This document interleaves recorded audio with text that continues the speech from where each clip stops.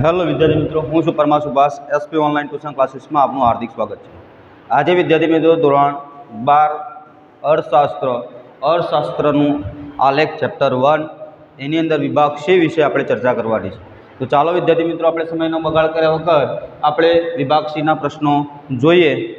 તો અર્થશાસ્ત્ર આકૃતિ અને આલેખનું મહત્ત્વ દર્શાવતા 4 મુદ્દાઓ કયા કયા છે તે જણાવો. તો આકૃતિ અને આલેખ દ્વારા અટપટો લાગતો અર્થશાસ્ત્રનો અભ્યાસ સરળ અને સ્પષ્ટ બને છે. આકૃતિ અને આલેખ દ્વારા જે સિદ્ધાંતો હોય, જે અટપટો જે વિષય હોય, અર્થશાસ્ત્ર છે, એનો અભ્યાસ કરવા માટે આકૃતિ અને આલેખ અને સરળ અને સ્પષ્ટ બનાવે છે. અર્થશાસ્ત્રના વિવિધ ક્ષેત્રોમાં ફેરફાર થતા વલણ જાણી શકાય છે અને સહેલાઈથી સમજી પણ શકાય છે. આકૃતિ અને આલેખ દ્વારા જે વિવિધ અર્થશાસ્ત્રના જે વિવિધ ક્ષેત્રો છે એ ક્ષેત્રોની અંદર જો ફેરફાર થાય તે ફેરફાર આલેખ અને આકૃતિ દ્વારા આપણે સહેલાઈથી સમજી શકીએ છીએ અને જાણી પણ શકીએ છીએ.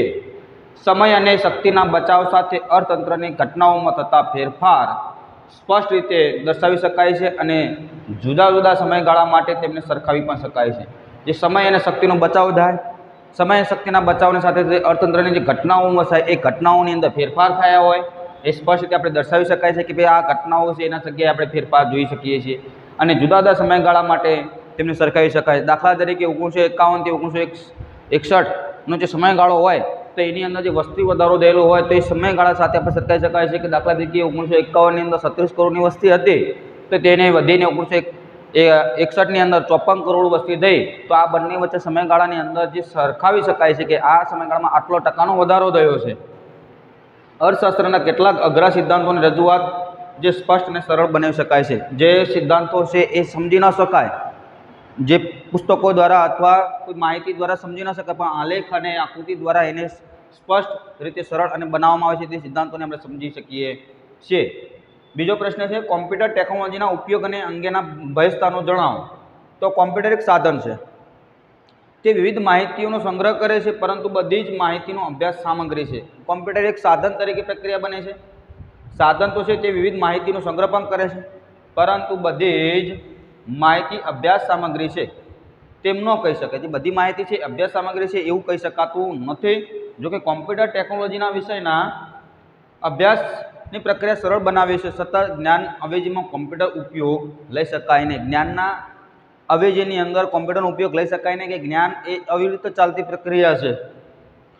કોમ્પ્યુટર ટેકનોલોજીમાં ઘણા બધા પ્રોગ્રામો સામેલ હોય છે. આ બધા પ્રોગ્રામોની પૂરતી જાણકારી ન હોય તો કોમ્પ્યુટર ઉપયોગથી તે પરિણામો આકૃતિ કે આલેખ મળે તેમ અને ભ્રામક અને ખોટા હોઈ શકે છે. જો આપણે કોમ્પ્યુટરની જાણકારી ન હોય અને કોમ્પ્યુટરના આપણે પ્રોગ્રામો અલગ અલગ હોય તો એના પરિણામો પણ ખોટા આવતા હોય અને ભ્રામક માહિતી પણ આપણે હોઈ શકે છે. વિષયના અભ્યાસમાં મુશ્કેલી બનાવે છે. ઘણીવાર કોમ્પ્યુટર જરૂરી માહિતી ખોટી જગ્યાએ સંગ્રહિત થઈ જાય તો માહિતી તેમાંથી રદ પણ થઈ શકે છે. એની અંદર વાયરસ અથવા કોઈ ખોટી જગ્યાએ માહિતી સંગ્રહિત થઈ ગઈ હોય તો એ માહિતી સંગ્રહિત થયેલી હોય તો એ પરિણામો રદ થઈ જતા હોય છે. આ બધા ભયસ્થાનો છે. તો હું આશા રાખું છું વિદ્યાર્થી મિત્રો કે આ વિડીયોની અંદર તમને સમજણ પડી છે કે જે આપણે અર્થશાસ્ત્રમાં આલેખ અને વિભાગ Cની અંદર આપણે જોયું આકૃતિ અને આલેખ દર્શાવતા 4 મુદ્દાઓ વિશે ચર્ચા કરી. તો આશા રાખું છું આ વિડીયો આપને ગમશે અને જો ગમે તો આપના વિદ્યાર્થી મિત્રો સુધી શેર કરજો, લાઈક કરજો અને સબસ્ક્રાઈબ કરવાનું ભૂલતા નહીં. જય હિન્દ, જય ભારત.